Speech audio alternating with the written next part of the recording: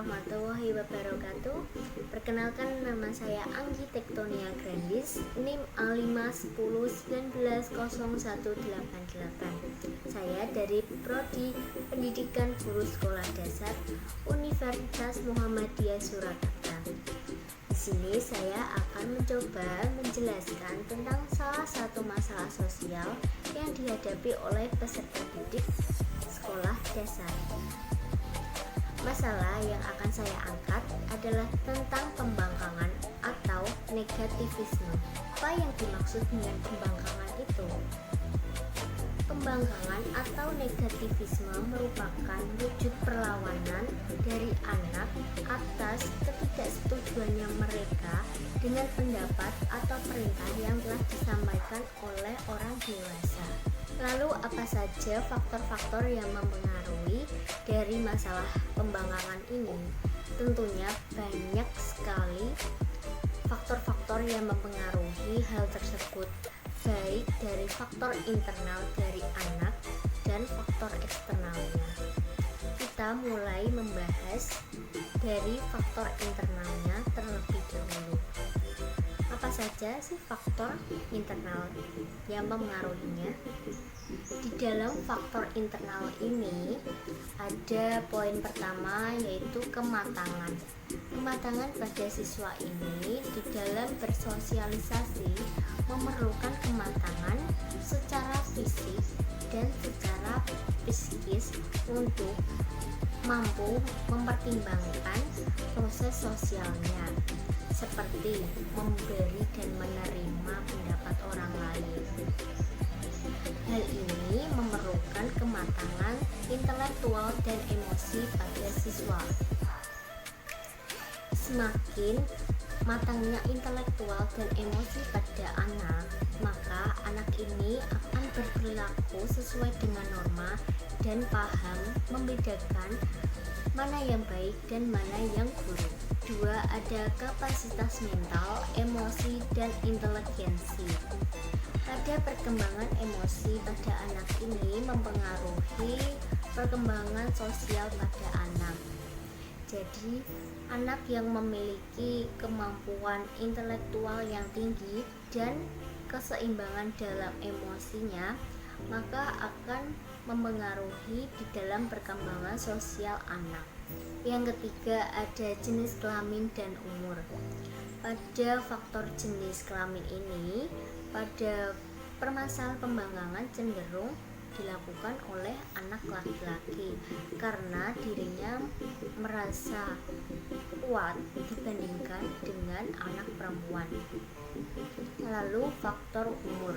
Pada faktor umur ini mempengaruhi perkembangan sosialnya dan sikap dan pola perilaku yang akan dilakukannya. Kita masuk ke pembahasan faktor eksternal yang mempengaruhi dari masalah pembangkangan pada anak. 1. Yaitu lingkungan keluarga. Di lingkungan keluarga ini, orang tua sangat berperan penting dalam mendidik dan mengasuh anaknya, karena hal ini sangat mempengaruhi anak dalam berperilaku di sekolahan. Anak yang dididik dan diasuh secara demokratis akan mengalami penyesuaian yang baik dibandingkan dengan cara mendidik orang tua dengan otoritas. Kedua, ada faktor dari sekolahan. Di sini siswa di sekolah bersosialisasi dan bermain dengan teman-teman sebayanya, dan hal tersebut mempengaruhi terhadap perilaku siswa, karena jika temannya memiliki perilaku yang jelek, tidak sopan, dan lain-lain, maka ia akan mencontohnya. Yang ketiga, ada faktor masyarakat. Di dalam faktor masyarakat ini, pada usia sekolah, anak akan cenderung membuat geng. Di dalam geng ini membantu anak menjadi pribadi yang mampu bermasyarakat, tetapi hal negatifnya, anak ini akan terpengaruh perilaku yang tidak senonoh seperti kenakalan dan lain-lain. Selanjutnya saya akan memberikan poin-poin karakteristik yang dialami oleh siswa yang membangkang. Yang pertama, siswa tersebut akan cenderung mengganggu temannya. Yang kedua, akan melakukan tindakan melawan di kelas apa yang telah disampaikan oleh gurunya. Yang ketiga, ia selalu mengabaikan tugas-tugas yang telah diberikan oleh gurunya. Selanjutnya kita akan membahas tentang sikap yang harus dilakukan untuk guru, orang tua, teman terhadap siswa yang membangkang. Yang pertama, kita akan mulai dari guru. Sikap guru kepada siswa yang mengalami masalah pembangkangan ini dapat dilakukan cara yang pertama, mengatur kondisi kelas. Mengatur kondisi kelas ini dapat melakukan metode pendekatan behavioral dengan cara memberikan penguatan terhadap siswa yang membangkang tersebut. Penguatan ini adalah perilaku-perilaku yang positif yang dapat diberikan kepada siswanya. Yang kedua, seorang guru harus mengubah gaya mengajarnya. Guru yang baik mengajarkan dengan demokratis namun tetap tegas. Dengan hal tersebut, siswa dapat mengutarakan pendapatnya namun tetap menghormati gurunya tersebut.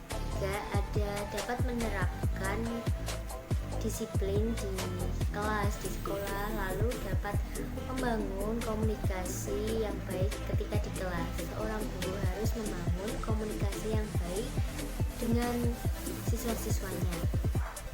Lalu untuk disiplin ini sangat perlu dan sangat penting karena hal tersebut dapat mempengaruhi perilaku siswa di sekolah. Dua, ada sikap orang tua terhadap anaknya yang membangkang.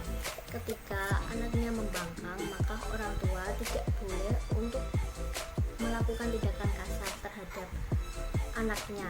Contohnya tidak berkata kasar, tidak memukul, tidak memarahinya dan lain sebagainya. Tetapi seorang orang tua harus mencoba memahami apa maksud dari anaknya tersebut.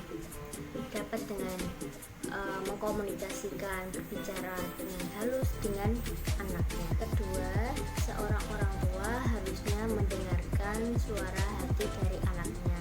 Jadi ketika anaknya mulai bercerita, menjelaskan tentang masalah yang dialaminya, lebih baik orang tua mendengarkan dengan seksama dan dapat memberikan solusi yang terbaik atas masalah yang dialami. Tiga, yaitu membangun empati kepada anaknya. Jadi seorang anak yang berperilaku membangkang ini tidak luput dari tujuan atau maksud dari dia membangkang. Pasti dia ada tujuannya, yaitu mungkin dia ingin lebih diperhatikan, lebih ingin mendapatkan empati dari orang tuanya. Jadi seorang orang tua seharusnya lebih memperhatikan dan lebih memberikan empati terhadap anaknya. Yang ketiga atau yang terakhir yaitu sikap teman jika menemukan teman yang berperilaku membangkang.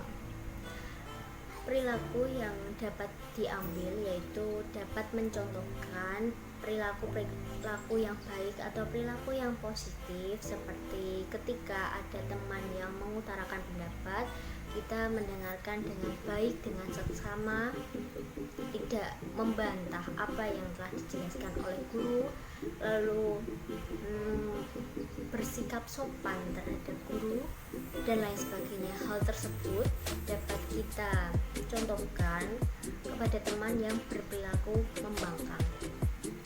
Cukup sekian yang dapat saya sampaikan tentang perilaku membangkang tersebut. Jika ada kesalahan kata, saya memohon maaf.